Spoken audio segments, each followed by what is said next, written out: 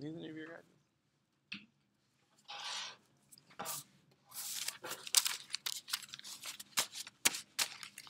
Okay, so like I mentioned on Thursday, we have at this point covered most of HTML. There's a little bit of HTML5 stuff that we'll go over in a week or two. So there's a few HTML5 elements we haven't covered yet. But for the most part, we've covered most of HTML. It's kind of crazy, actually, that everything we've learned so far is what makes up all of the websites that you see. There's nothing really more to HTML other than some of our HTML5 elements, but really they're just divs. They're just kind of fancy names for divs. Every website you've ever seen is made up of the HTML elements we've learned so far. It's kind of all there is to it. And all the rest of the magic of making each website unique comes from CSS and JavaScript. That's what adds kind of the flavoring. But the overall structure, oh yeah. Is there anyone else still? We're done.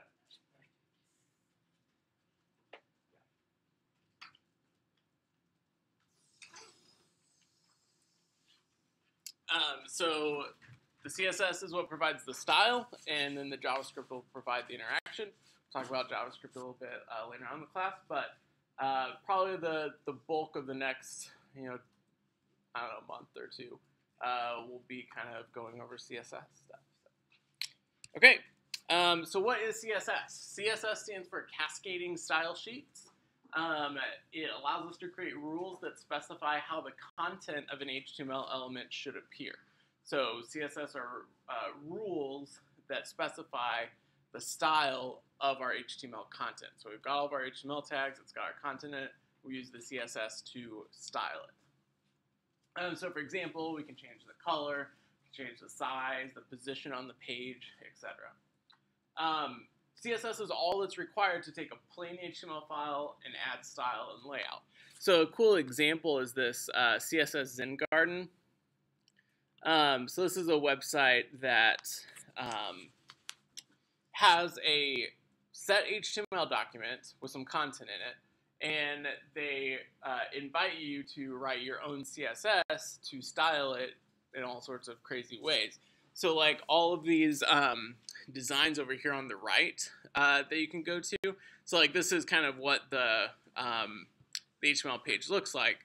So like if we view page source, see the HTML, and this has some HTML5 stuff, I think, yeah, sections and headers, but this HTML document is the same for every CSS Zen Garden example, but you can go to different themes, so to speak,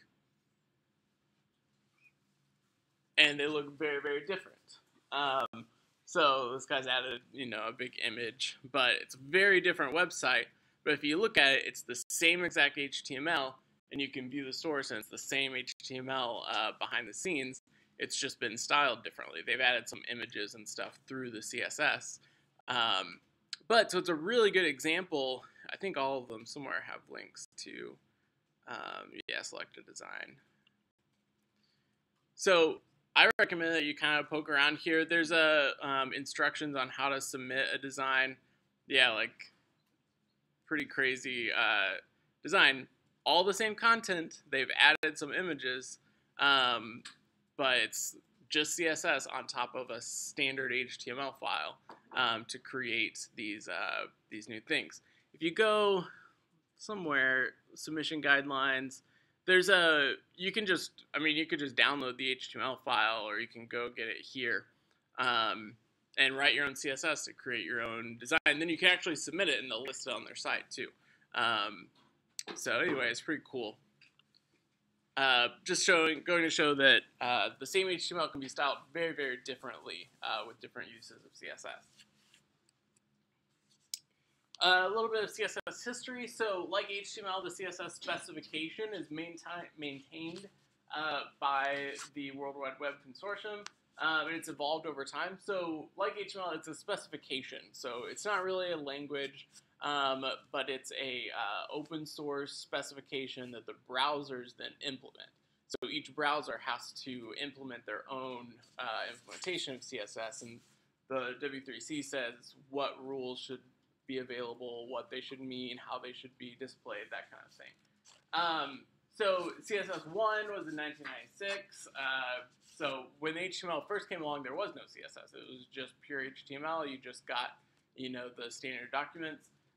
But in 1996, they released the first revision, CSS2. CSS3 is still kind of being developed a little bit, but most of the features are pretty widely supported. I think, like 2013 or something was when they finalized most of it, but they're still kind of, again, with some like IE8 and IE9, you're not going to be able to use the latest CSS3 features. We won't really talk about too many CSS3 features in the scope of this class. I don't think they're kind of more, you can do some more advanced stuff, animations and stuff like that with CSS3. CSS, again, it can be interpreted differently in different browsers, even more so than HTML. HTML generally is going to look the same in every browser, but CSS especially can have some quirks among different browsers. So it's really important to check multiple browsers for your website, especially if you're doing any sort of professional development. It's one of the main things that my clients will ask for. If I'm working with a client as a freelance, they'll say, how many browsers are you going to check the site in? Will you develop for IE and Chrome and Safari? And so it's really important. There's a couple of websites that help. So browsershots.org is free, and it will just take screenshots of your website for you on many different browsers, on many different operating systems. So that's handy because you don't necessarily have a Windows computer and a Mac computer and a Linux computer available. And even if you do, you can't necessarily, you don't want to install Windows XP to check in IE8. So browsershots.org will do that stuff for you. Crossbrowsertesting.com is also really awesome. It's kind of expensive. I think you can get free trials, and there might even be a student discount or something, but it will actually let you load your site in any browser you want and interact with it. So Browser Shots is just a static screenshot. You can kind of see how it looks, but you can't scroll or click on anything. But in cross-browser testing, you can actually click around, and it loads a fully featured, virtual machine for you. So super, super handy. Internet Explorer, Microsoft actually releases virtual machines as well that you can fire up to run different versions of IE, which is really handy. So you can do it on your Mac. Like I can open, the latest IE on my Mac through their virtual machines they give you. So also useful. Again, anytime you're doing complex layouts or fancy styles for professional development, you absolutely need to test across multiple browsers because there's always going to be some little quirks that you'll have to kind of work out. Okay, so how do we include CSS on our web page? There's three ways to do it. There's a bad way that most of you have already done for the first assignment, which is fine. It's okay. And then there's a better way and a best way. So the bad way is to do the style attribute on individual elements. So this is where you have like a paragraph and you do style equals and like color equals red or something like that. Again, maybe if you did that, it's okay, it works. But this is not the way that we do it going forward. The reason is that it's being phased out of HTML5 for one, so in the future, in a year or two, you won't be able to use it. Also, it's kind of a bad pattern because, if you style every paragraph this way and you've got 20 paragraphs on your page, and then later you decide, oh, okay, now I want to change my paragraphs to blue, you're going to have to go through your HTML, find every paragraph where you set style color equals red and change it to blue. It's going to be kind of a hassle. There's better ways to do this. So not a great way to do it. It'll work, but not a good way. The better way is to use a style tag in the head of your HTML. So inside your head tag up at the top, you can use this style tag to provide some CSS. So you can do style. You have to do this type equals text/CSS to indicate that you're using CSS, and then you can write some CSS rules, and then you close your style tag. That's an option. You can have multiple lines of CSS here. Anything that you can have in a CSS file, you can have inside a style tag. It's an okay way to do it. However, it doesn't allow you to reuse CSS on multiple pages. So if you had a multi-page website, you'd have to copy and paste that style tag onto every HTML page. And then if you made a change to one, you're going to have to recopy and paste it to all the other ones. It's going to be a mess. Also kind of clutters up your HTML file, right? So we want our HTML file to just be our content, to just be the structure and the content of our page. When we've got, 50 or 100 or 200 lines of style information at the top, that gets kind of messy. So the best way to do it, and the way that we'll do it in this class, is using a link tag to include an external CSS file using the href attribute. So it looks like this. So we have a link tag. We use href, and we give it the name of our CSS file. And then you have to have type equals text/CSS. I think there should be... Okay, go over a little more. And then you have rel equals style sheet, but that will load the CSS rules in the CSS file onto your page. So super, super useful. It also allows you to reuse the same style sheet for multiple pages. So you can have one CSS file, and you can have a link href on multiple HTML files, and it'll pull in those same styles for each page. Super, super useful. Then you can just change it in one place. You don't have to worry about it. Some more information about that link tag. So again, the href specifies the path to the CSS file. It can be relative, which usually it will be, to a CSS file within your same website. So say you've just got one folder, you've got your HTML file, and then you've got a CSS file. You just provide the name of the CSS file, and it'll load. Or you could have it in a subfolder. Some people will create a styles folder, and then they'll put multiple CSS files in there. It can also be an absolute file to a CSS file on another domain, on a different website. That's useful for loading frameworks or libraries from like a CDN or something. So if you're using Bootstrap or some other type of library or framework, you can load in their CSS files from there. So like you can load the Bootstrap files from bootstrap.com.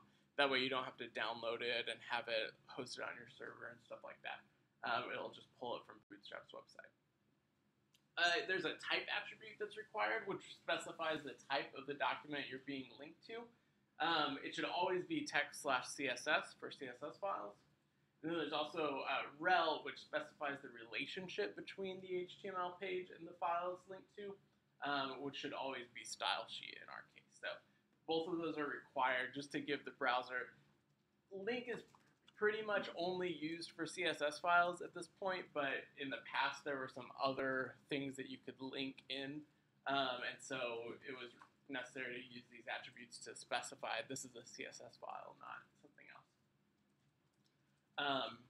You can have multiple link tags that import multiple CSS files as well. So you can kind of separate portions of your CSS into different files if you'd like to. You can do some different modular stuff with CSS. So a lot of people will do like a layout.css, and those are only CSS rules related to the layout of their page. And then they'll have like a text.css, which will just be related, styles related to styling their text, so their color and font, stuff like that. So that kind of helps keep your files a little bit more manageable. Sometimes, most websites I work on, the CSS files are hundreds, if not thousands of lines long. Can be really annoying to find something if you want to go change some style or you're trying to understand how something is styled. You got to dig through hundreds and hundreds of lines of CSS, and it's a huge mess. But if you have things kind of broken out, you can keep them a little more manageable. So it's a good thing to do when you're working on bigger sites. Okay, so CSS rules. So CSS rules target HTML elements and apply a group of styles to them. Rules contain two parts. So the first part of the rule is the selector. That indicates which elements the rule applies to. So the selector, you're literally selecting elements to apply a style to. You can target multiple elements by separating your selectors with commas. So you can have multiple selectors separated by commas, and it'll target all of those. But the selector is choosing the elements that you're wanting to style. Declarations indicate how the targeted elements should be styled. It's contained inside curly brackets after the selector. So you've got your selector, and then you'll have curly brackets that contain your declaration. Excuse me. Multiple declarations are separated by semicolons, and usually a new line as well. I'll show an example of this in a second. or declarations contain two parts. They have the property, which indicates the aspect of the element you're trying to change. So like the color or the font or the width or height. And then you've got a value, which is the actual value that you're applying to that property. So red if you're changing a color, or Arial if you're changing the font, or 5 pixels if you're changing the dimensions. So selector, choosing the elements that you're going to style. Declaration provides the property and the value of whatever attribute of the element that you want to style. So here's an example with this kind of diagram. So this whole thing is the CSS rule. We've got our selector, which in this case we're selecting paragraphs. So this would select all paragraphs on our page. Then we've got our declaration, which has a property and a value. So in this case, we're setting font size, which is the property, to 12 pixels, which is the value. Questions so far? Okay. Here's another example of having multiple declarations, as well as multiple selectors. So here we're targeting our H1s, our H2s, and our H3s, and we've separated those by commas. So again, each one of these is a selector, and we've just got multiple selectors separated by commas to select all of those headings. And then we've got 2 declarations. So one, we set the font family, which is the property, and the value is Arial. And then we set the color to yellow. And again, those are separated by semicolons and a line break. And all of the declarations are wrapped in your curly brackets. Questions? Okay. So what type of selectors can we use to select our elements? There are many different types of selectors used to target your HTML elements. The first one that we need to know about is called the universal selector. It applies to all elements on the page. Really, you want to use this very, very rarely. It can be useful in a couple of instances, but we can get into trouble quick if we start applying styles to everything. There's also some other reasons that we want to limit the use of that, but it's just a star. So if you just use star, that'll select every element on your page, just so you know it's there. Then there's the type selector. So we use the type selector quite a bit. It matches elements by their name, so it's really easy. Whatever the name of your HTML element is, you use that as your selector. So H1 or H2 or H3 will select those elements, those heading elements. You could use LI to select a list item. You could use A to select a link, so on and so forth. P or div or span or M or strong. Any element that you have on your page, you can just use the name of that element to select that element in your CSS. Really useful. However, there are times where we want to select specific ones. We don't want to select all the paragraphs. We want to just select some of them. So for those, we could use a class selector. This matches elements by their class. So you remember we have classes in our HTML where you do like class equals and then some class, and they can be applied to multiple elements. So we can select all elements with a specific class using the period. So we've got like .note, which will select anything with the class of note on it. So that's super useful. It doesn't matter what type of element it is. In this case, it could be a paragraph and a div and a heading. If it has the class equals note, it'll be selected by this CSS selector. Or we can combine different types of selectors together to kind of create a more targeted one. So we could say p.note, which will indicate any paragraph with the class of note. So anytime you add a type selector and a class selector, you just do like p dot, or you could do h1.note or div.note or whatever you want. But by adding dot and then some class name, you're only selecting the elements that have that class that are of that type. You can also kind of chain these together. So we could do p.note.important, which will select paragraphs that have class note and have class important. So you can kind of chain those together to combine different classes that you want to select. I think I have an example. Well, moving on. Any questions about class selectors? Okay, There's also an ID selector. So similar to class selectors, we also have IDs in our HTML. So we can use the pound sign to select elements by their ID. So pound sign introduction will select any elements that have the ID of introduction. You can also combine type selectors, so you can do P pound sign introduction. That's typically not as necessary as it is with classes because there should only be one element with that class, right? No, there shouldn't be multiple elements with the same, with the same ID. So we don't really need to combine different selectors when we're using IDs. We usually can just say, grab this ID, and it'll work because there's no other ones that also have that. Also important is the descendant selector. So it'll match elements that are inside of other elements. So we do that with a space. So we can have P space A, which will select any A's inside of a P. So anytime there's a space in our selector, that's saying look inside of one element for any other elements. And we can combine those, or combine the different types of selectors with descendant selectors. So we could do pound sign introduction space A. This is going to select any links inside of whatever element has the ID of introduction. So this could be anything. It could be a paragraph, a div. If there are any links inside of it, it'll select those. We can also do like p.note for a paragraph with class note, and then any emphasized text. So any em tags inside of our paragraph tag will be targeted. So again, like we have p class equals note, and then we've got some text, and then we've got an em tag in there. That selector is going to target that em tag. So we could say, make it italic or make it red or something like that to just target those emphasized text. Any questions about this so far? We'll have a lab, by the way, on Thursday, so make sure you're here on Thursday. There's also a quiz on Thursday. But we'll kind of go over a lot of these and get some good practice in kind of an interactive tool to kind of practice using these. Because some of it, you kind of just have to get used to how you target certain things to kind of, you'll kind of get used to it.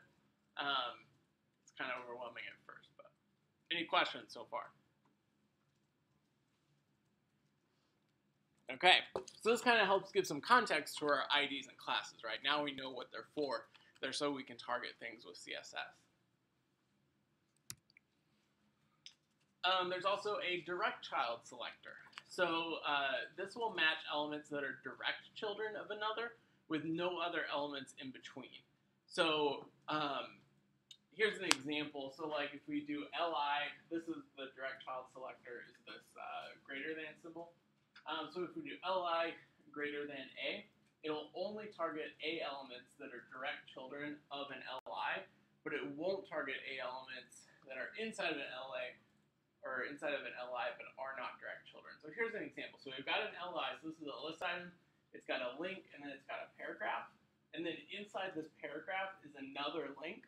So again, we're kind of using this family example, and it kind of uses these terms. So a direct child would be like not a grandchild, but just a child, right? So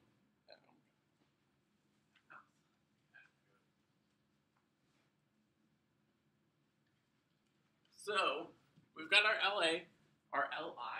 We've got our A, which is a child of the LI because it comes right after it. Not right after it, but at the first level inside of it, right? This paragraph is also a direct child of the LI, but now this A here, it's a direct child of the P, but it's no longer a direct child of the LI, it's a grandchild of the LI, to use those terms, if that makes sense. So this is a way where you can say this LI greater than A. You're saying only grab any links that are direct children of the LI, not nested inside another element within it. So it won't target this one, but it will target this one. Does that make sense? So it's actually pretty useful if you've got, paragraphs and, links and stuff, and you want to only target ones that are within the first. If we had another A here under this paragraph, it would also target that one, right? So any A's that are directly one level down, so to speak, from our LI will be selected.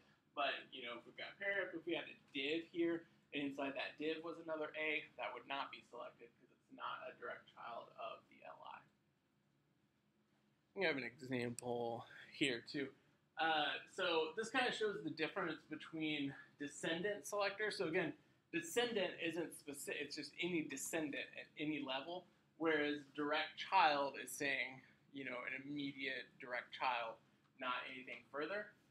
So here this color green kind of indicates which one they're selected. So if we do UL space LI, you know, we've got our UL, we've got an LI, these are all selected. Here we've got an OL nested inside of our list. We've got more list items. They will be selected because they're descendants of the UL, right? They're inside of it. That's all that matters for descendant selectors. This LI will be selected. However, if we do UL and then greater than LI to do a direct child selector, this LI is a direct child, this LI is a direct child. This LI is no longer a direct child because it's nested inside this OL. So it will not be selected. Same with this LI. So this is a good example of somewhere where you might use this. Because you might say, you know, you want your main list items to be styled a certain way, but you don't want sub-items to be styled a different way. So it's a really good example of where you might use this. Any questions about direct children? And again, it's kind of, CSS is tricky because you don't really have to use any particular selector. It's just kind of you use the selectors necessary to target the elements you want. So you'll have your HTML, you'll think of how you want to style things, and then you'll use whatever selectors you need to target the elements you want. So these are kind of just tools in your toolbox that you have to apply styles to certain areas of your site. So again, it's just kind of however you need. There might not ever be an instance where you only need to target the direct children. You might just style them all the same, and that's fine. You can just use the descendant selector. But if there's ever a time where you say, oh, I only want to style, you know, the first level bullet points and not any sub points, then you would use the descendant or the direct child selector. Okay, some more kind of confusing selectors that are still good to know because they come in handy is the adjacent sibling selector. So this matches an element that is the next sibling of a different element. So we use the plus sign. So H1 plus P will target the first P element after any H1 element. So again, kind of thinking of this family term. So if it's a sibling, meaning it's at the same level. So it's not a child, but it's a sibling, meaning it's at the same level. So you could have stuff inside of one or the other, it doesn't matter. So like for this HTML here where we've got a heading and we've got two paragraphs, both of these paragraphs are siblings to this heading, but this paragraph is an adjacent sibling. This one is not an adjacent sibling because this one comes right after and this one, you know, is further down. However, this paragraph is an adjacent sibling to this paragraph. So adjacent sibling just means the next element at the same level. Then there's a general sibling selector which will match any sibling element. So we use the tilde, the little squiggly line for that. So H1 tilde P will target all of the P elements that are siblings of any H1 element. So both of these paragraphs would be selected by the general sibling selector because they are siblings to the H1. So again, this one is the adjacent sibling, but both of them are general siblings. Here's an example of what that looks like, or one example where we might use it. So we've got a div with, you know, two paragraphs, then a div, so like a box, you know, we have an image in there or something, and then a third paragraph. So doing paragraph and adjacent sibling paragraph, we're going to select the first paragraph after any other paragraph, right? So, you know, here we've got a paragraph. Here's the first adjacent sibling to that paragraph. This paragraph is not an adjacent sibling to this one anymore because it's not immediately after. It's not adjacent. However, if we do div plus p, this is an important distinction. So We've got a div here and we've got a paragraph here, but this isn't selected because it's not a sibling to this div, it's a child to this div. So it's not selected by the adjacent sibling selector. However, here we've got a div followed by a paragraph that is an adjacent sibling because it comes right after it and it's at the same level, it's not inside of it, so that will be selected. These you may not use very often. They come really in handy when you need them, so they're good to know, because there will be times where you're like, okay, how do I select only this one and only this one and only this one, and you're like, I can use, there's some sort of sibling selector, okay, yeah, I'll use that. I use them maybe once a month, and you're really glad you have them when you need them, because there may be no other way to select those specific elements, other than like going through and adding some class to everything. So really good to know. It's another example using the general sibling selector.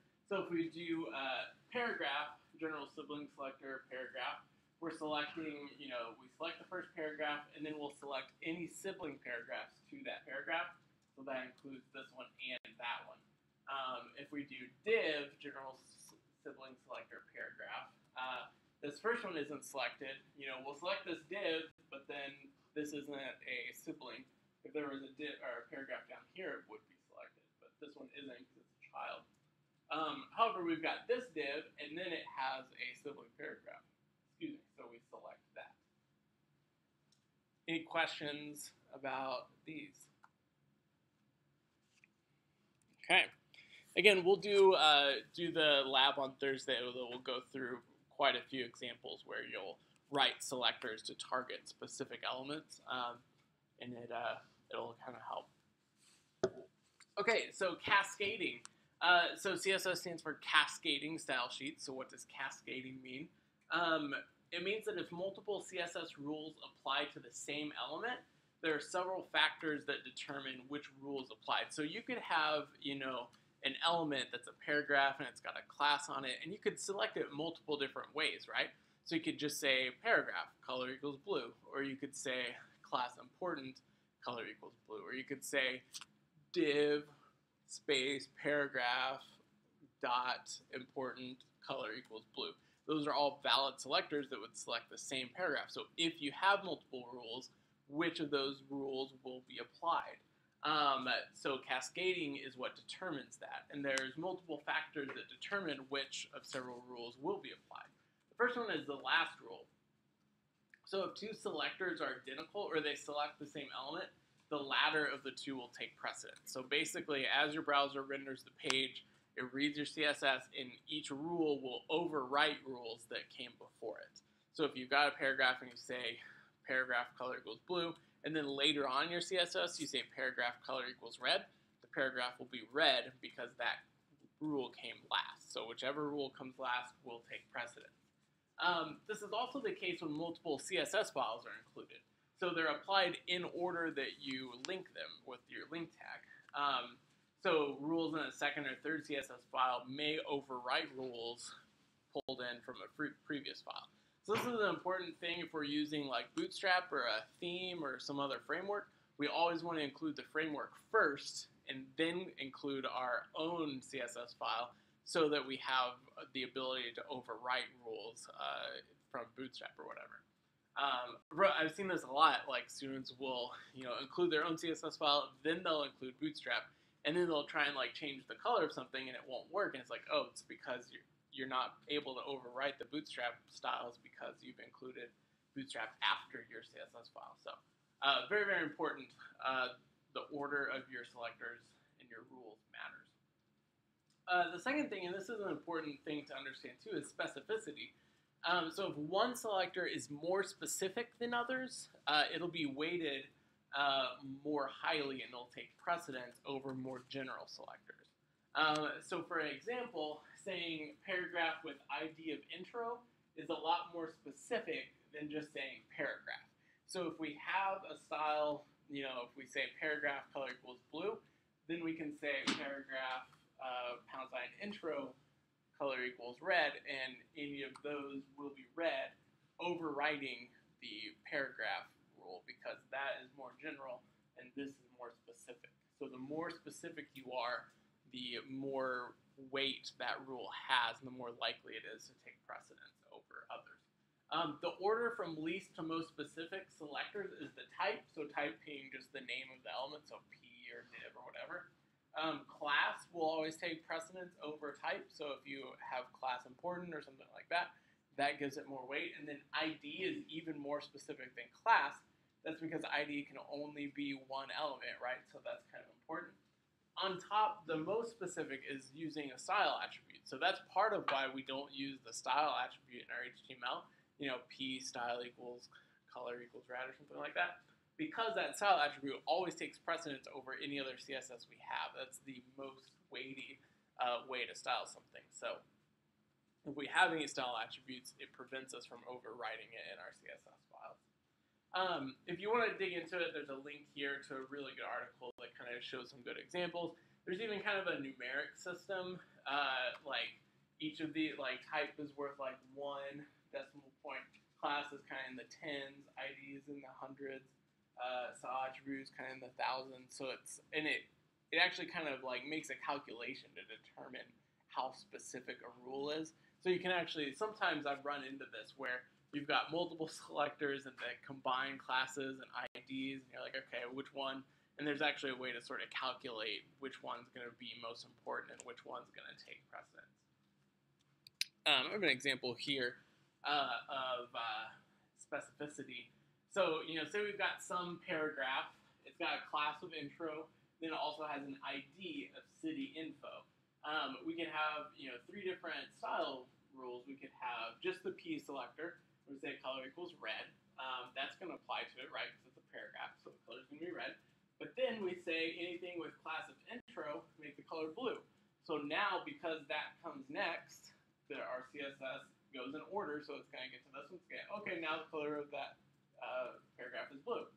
But then we say anything with the ID of city intro, make the color black. That's the most specific because it has an ID, so it's going to overwrite it, and the color of the paragraph is going to be black. Even though all of these rules apply to it, the most specific one takes precedence. Even if they were out of order, even if this one was first, these two wouldn't overwrite it because they're less specific. So again, you know, cascading, so like the order is kind of the first thing, but specificity always will take precedence over, you know, the order. One other thing to be aware of, we can use exclamation important after any property value to indicate that it should be considered more important than the other rules that apply to the same element. So this is kind of a cheat code of sorts to say, okay, but this rule is the most important. I think it like adds like 5,000 to the weight value of the rule or something like that. And it will make that rule actually take precedence. Use it very, very sparingly. There are a few times where you just can't get a rule to override other rules, especially sometimes working with Bootstrap, we'll run into this, where Bootstrap just is too specific in their rules and it's just kind of impossible to override something. So we'll use important to just kind of force the matter. But it's better to resolve your specificity or your inheritance issues. So if you're trying to write a rule to override something and it doesn't work, it's better to figure out what you need to do to make it work rather than just kind of slapping the important on there, because that's just kind of the nuclear option, right? So it's just going to override everything. Because once you start doing this, you could put important on everything, and then it's going to be impossible to override the ones that have important on it. So it gets messy really quick. So here's an example. So if we have, you know, P color equals yellow, and we add important to it, that's going to override all 3 of these rules. Even though it's less specific, it has that important on it, so the browser says, okay, that one for real, and the color of this paragraph will then be yellow, because we've said this is important. So it doesn't matter what these rules are. This one has important, it takes precedence. It's the boss. Any questions about any of this? Okay. Inheritance. So one other thing to think about with CSS is that some CSS properties will be inherited by child elements. So you could set some property to an element, and any elements inside of it might get that same property. It kind of varies. It depends on the CSS property. So things like font family or color sometimes will be inherited, whereas like sizing typically isn't inherited. But so yeah, so font family, color applied to the body element will be inherited by title text elements such as H1 or P. So you could say body color equals red, and then any text inside of your body will be colored red because your H1s and your Ps all inherit the color from their parent. Other properties, again, like padding or border, aren't inherited by child elements. So it kind of depends. You kind of just have to look up in the documentation which elements are inherited and which aren't. But you can force any property to inherit values from its parent elements or not inherit values by using the inherent value for the property name. So, for example, if you have on your body, this isn't really a good example of what you would do in real life, but for some reason you wanted to add 10 pixels of body, 10 pixels of padding to your body, which is kind of add some space around it. Then you could say on your H1, padding inherit, and then it will take whatever value the parent has, in this case the body, and it'll also have 10 pixels of padding because you've said inherit here. So that can definitely be useful because it consolidates your rules into one rule. So if you ever wanted to change the padding, you could just change it here on your body rule, and it would also affect all of your H1s. So it's not a super realistic example, but that's the kind of thing that you can do. Questions about inheritance? Okay. Comments in CSS. So we talked about HTML comments where we use the angle brackets and exclamation point and dash dash, kind of annoying. Unfortunately, CSS has a different way of doing comments. They're wrapped by /* and then */ at the end of your comment. So here's an example. You /* any text you want for your comment, and then */. It's important to put comments in your CSS. I like to use comments to kind of break out different sections of my CSS, just to kind of keep it a little bit organized. So, maybe styling the main heading has a comment. I've got, intro heading, got some other, styles there. Then maybe I move on to, the navigation. So I'll have a comment saying navigation styles and everything, how navigation follows that. Kind of helps it make it a little easier to scroll through your file and see where the different sections are. Also useful if you want to comment out multiple lines or something like that, you can do that. Okay, we've got a little time. We're going to talk a little bit about color in CSS just to kind of give us some of that background moving forward. So there's two main color properties in CSS that we use. So the foreground color, or the color of the text, is set by just the color property. And then background color determines the background color of the element. Pretty self-explanatory. So if we have a div with ID of introduction, we could set background color to black, and then we could select div ID introduction and then the paragraphs inside of that div. We'd set color to white, which will make the text color of those paragraphs white. That would be a good thing to do if the background is black. So those are kind of the two main color attributes that we'll set. So let's talk about, there's several different ways to indicate the value of the color. So color names are one way. That's the way all of my examples use because it's the easiest. I'm kind of lazy. So you can use just the name of a color to indicate the color to be used. There are 147 colors supported by all the browsers. It's actually a pretty, it sounds like a lot, but it's pretty limited palette. So it's not really commonly used to use an actual color name, except for examples. So like there's medium aquamarine is a color name that you can use in your CSS, and it looks like that. So again, we don't really use these very often because they're so limited and they're really specific. There's better ways to provide color.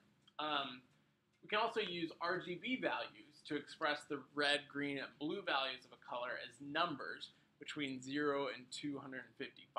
So we do this, so we've got our color attribute, which is the same no matter which value type we use. But then instead of just the name of a color, we use RGB in parentheses, and then we provide the red, green, and blue in that order, because that's what the name of it is. So it's between 0 and 255, and we set the red, green, blue values. That lets you really kind of use a specific color based on those RGB values. So that's another option. There's also hex codes, which you've probably seen a lot. So it's actually a hexadecimal representation of the red, green, and blue values in hexadecimal code. So we use the pound sign for this. So again, the color attribute is the same. And then we use pound sign, and then you'll see these combination of letters and numbers. So it's, I don't know if you guys know hexadecimal, but like 66 would be the representation of 102 in hexadecimal format. CD is the representation of 205, and AA is the representation of 170 in hex. So that's kind of how that works. So if you've ever seen those types of color values and wondered, okay, what does that actually mean? It's just a hexadecimal representation of the red, green, and blue value, which is kind of handy. Fortunately, it's kind of hard for us to quickly convert that. And even with the RGB, like, you can see the red, green, and blue values, and you can, if one value is a lot higher than the other, you can sort of figure out which color it's supposed to be. Like this, the green value is pretty high, so you can say, okay, this is some sort of green color.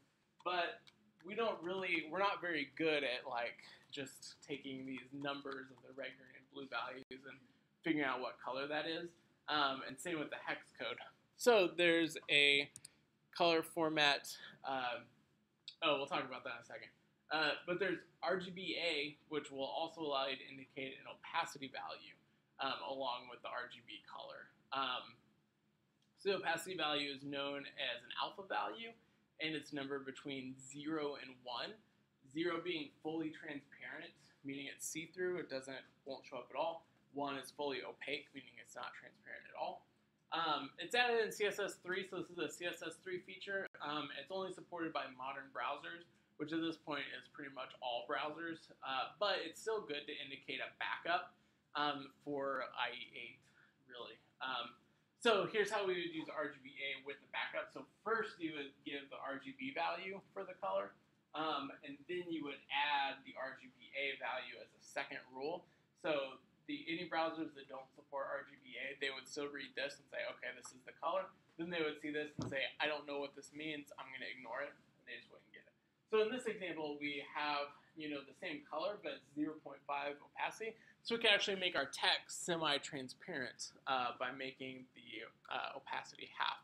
So we'll use this for, like, you could even do, have like a div that's a box, and you could have it be semi-transparent over some text or something like that. So anytime we use a color, this won't affect like an image. You can't make an image transparent this way. It's only for anything that's colored.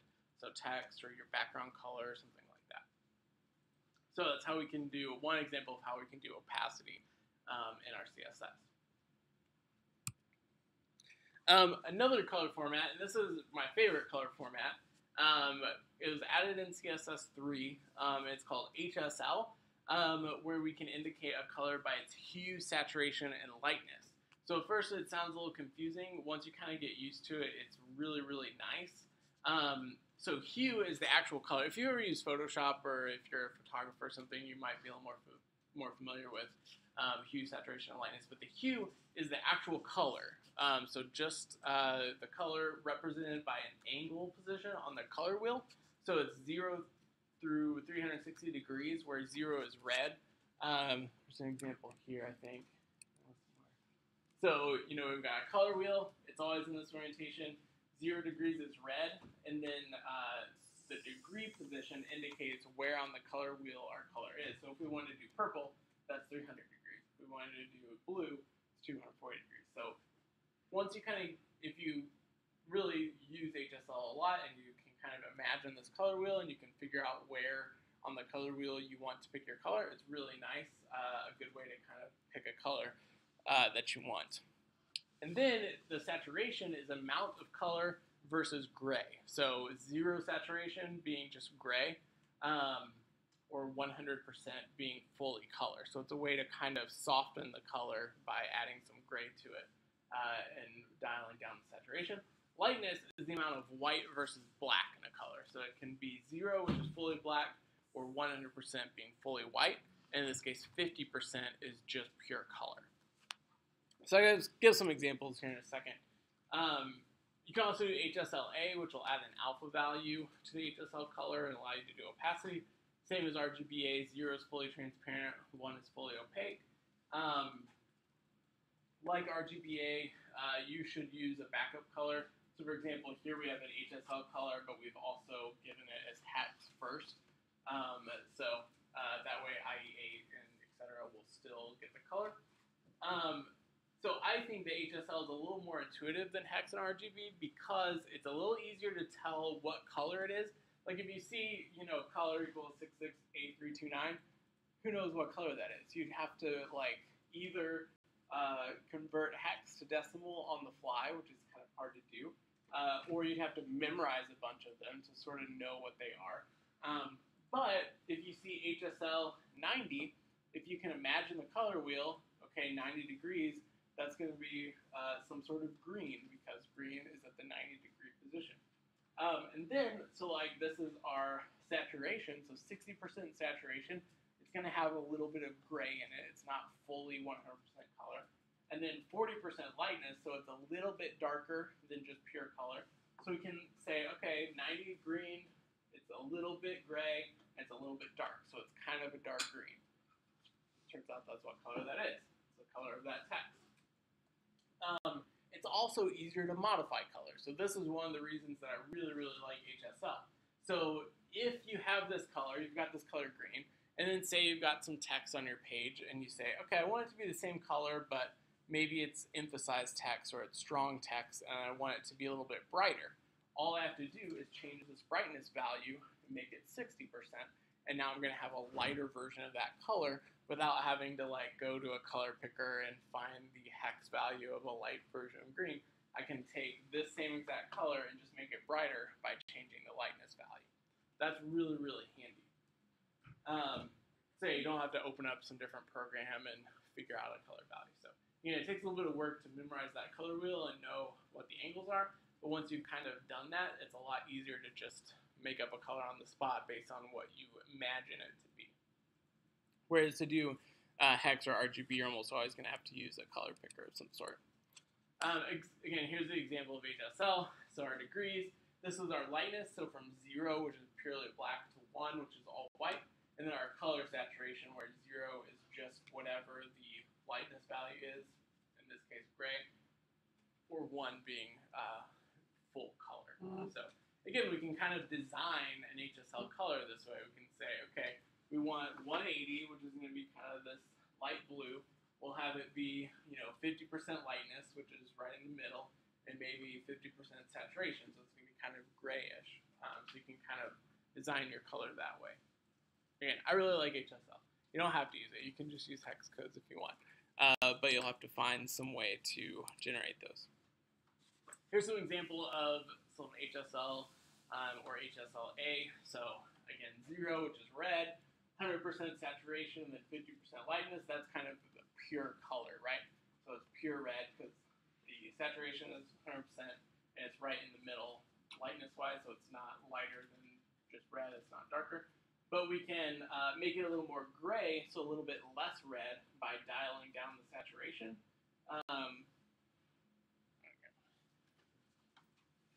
Maybe to just make this not.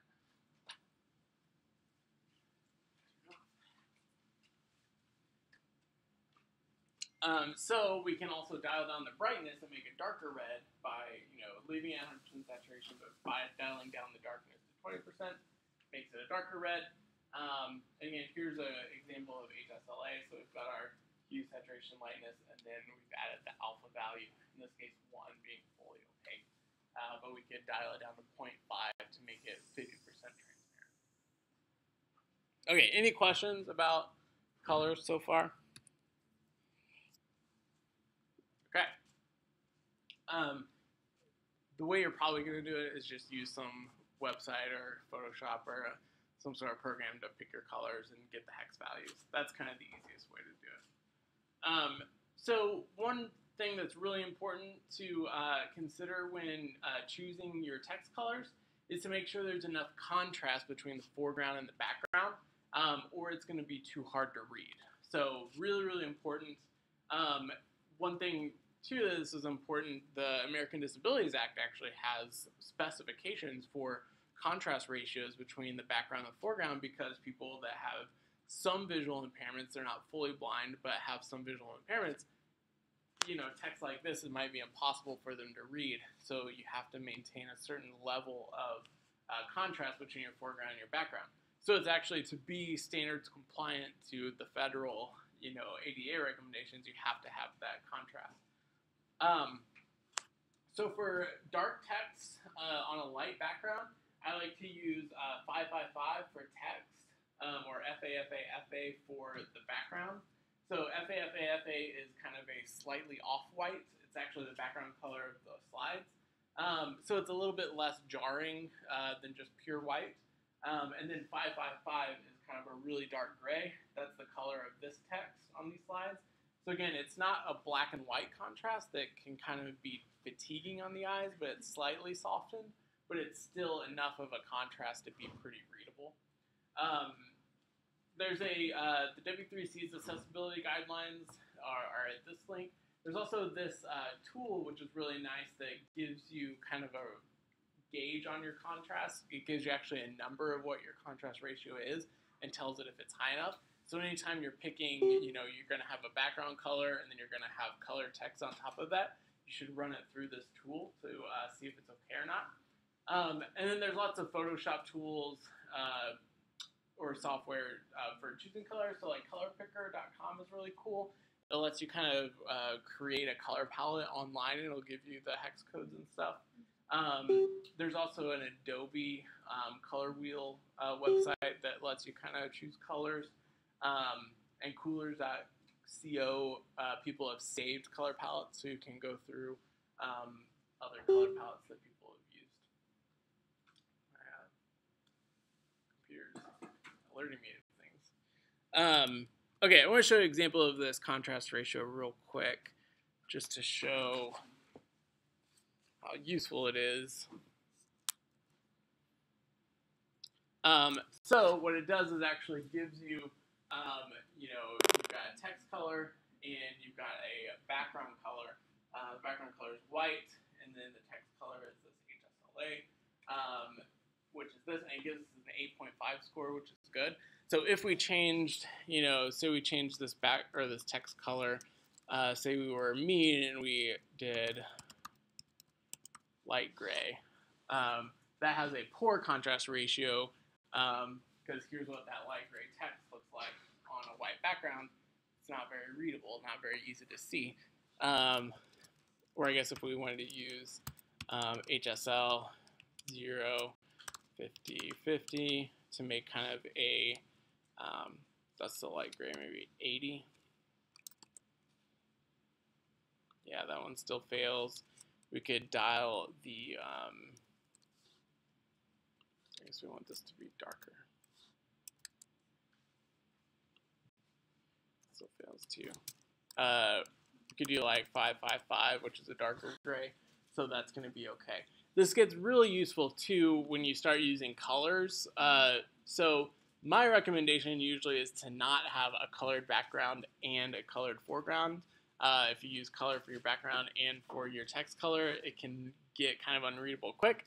It's okay, you can make it work, but so for example, if you wanted your background to be blue and your foreground to be red, that's not very high contrast ratio.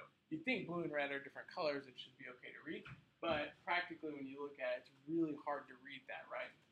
So it obviously gets a bad score. I don't think there are many colors. Yellow, that's okay. So yellow works okay with blue. So again, kind of test your colors out here before you use them and kind of make sure that you have enough contrast ratio. Just to show you real quick too, the some of these other tools. I guess I have it here. Colorpicker.com is really cool. I use this all the time to choose kind of a color palette. So it'll let you kind of click around. You can say, okay, I want this kind of green color, and then it'll give you some complementary colors to it as well. And you can get the hex code up here. There's also this is a little too big. Can't see the very bottom of it.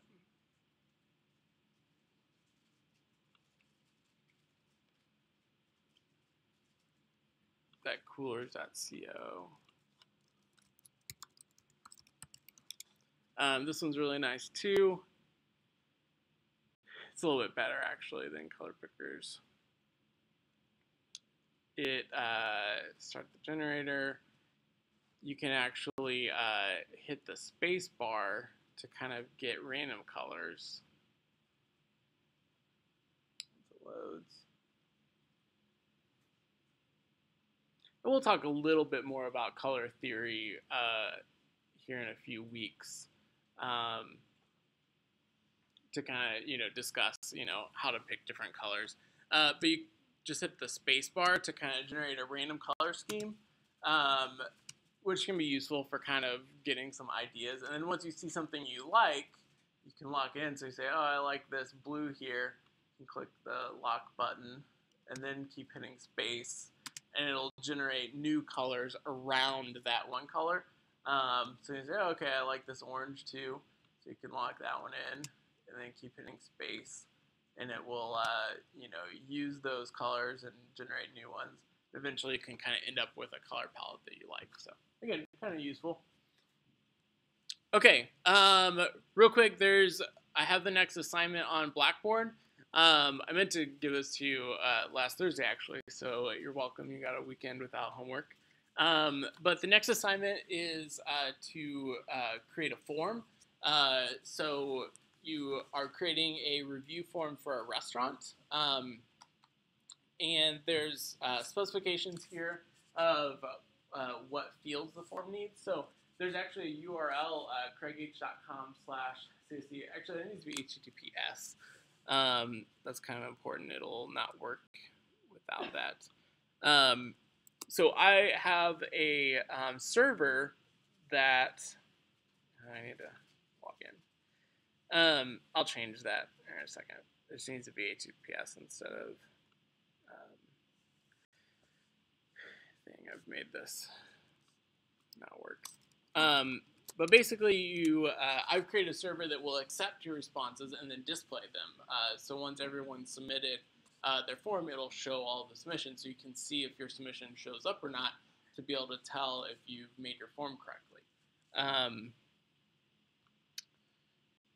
get back to it.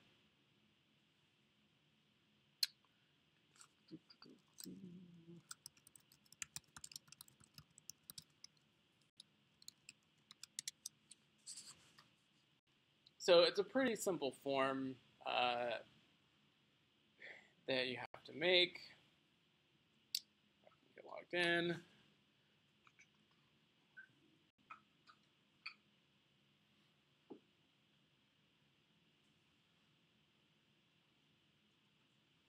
Eventually. Okay, great.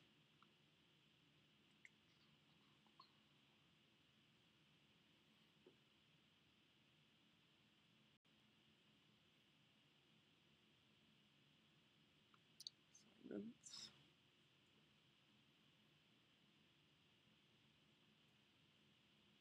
Almost. I think we're switching to Canvas next year, I heard. I don't know if you guys have heard about that, but so that should be good. I'm excited about that. Okay, review form. So your form should submit to this URL. So that's the action attribute using the method post. So the method is post and the action is this URL. The form should have two field sets, one for your name and email, and then one for your review. So again, it's a restaurant review. All form fields should be properly labeled using one of the two methods we learned in class. So you can either wrap your label around both the label text and the input element, or you can use the for attribute and then an ID attribute to connect them. The form needs the following fields with the specified name. So the full name, using the name, that's kind of confusing, but the name attribute is what the server sees. So the name attribute for your name field should be name. Use the HTML5 email input type with the name email. So you've got name and email. You've got a menu selection dropdown using the name menu and options with values of steak, chicken, and vegetarian. So that's what option they chose to eat. You have rating radio buttons with the name of rating and values of 1 through 5, so they can rate their meal 1 through 5. You've got checkboxes to indicate if they were greeted upon entering and exiting the restaurant. So we care about customer service at our fake restaurant. We want users to be greeted when they leave. Use the name greeted with these square brackets, so an opening square bracket and a closed square bracket. That's just kind of a technical thing sometimes when you use checkboxes with the same name and you want them to show up as an array on the server.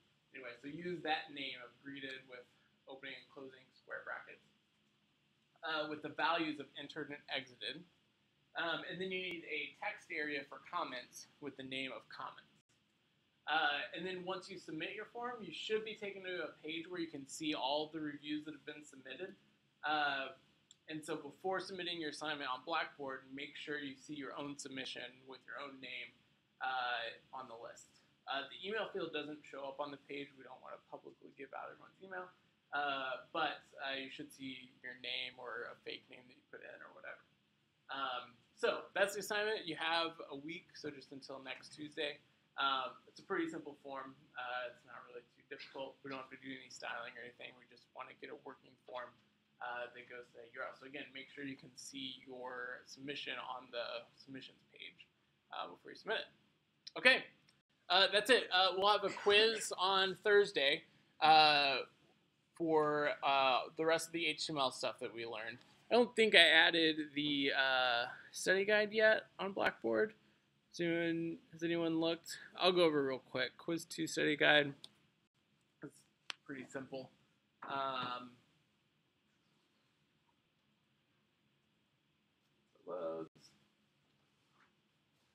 I'll post this on Blackboard after class, but so our HTML elements too, so our images, make sure you know the required attributes for images, make sure you know image sizing, different types of files for images.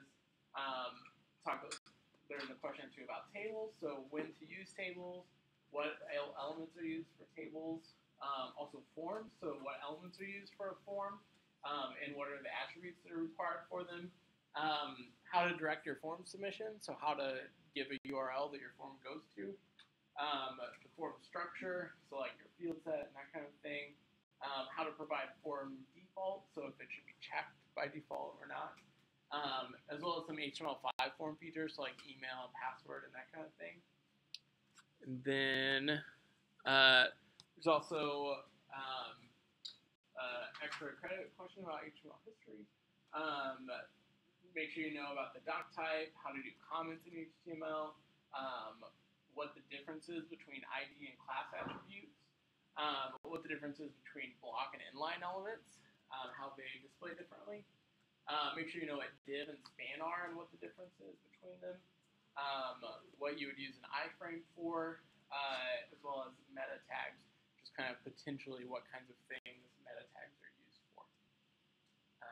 And that's the quiz. So quiz on Thursday and lab on Thursday. Yeah, question? Yes, I will do that as well.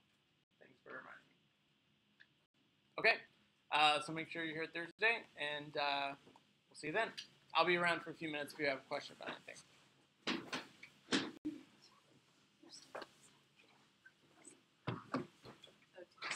Hey, what's up? Yeah.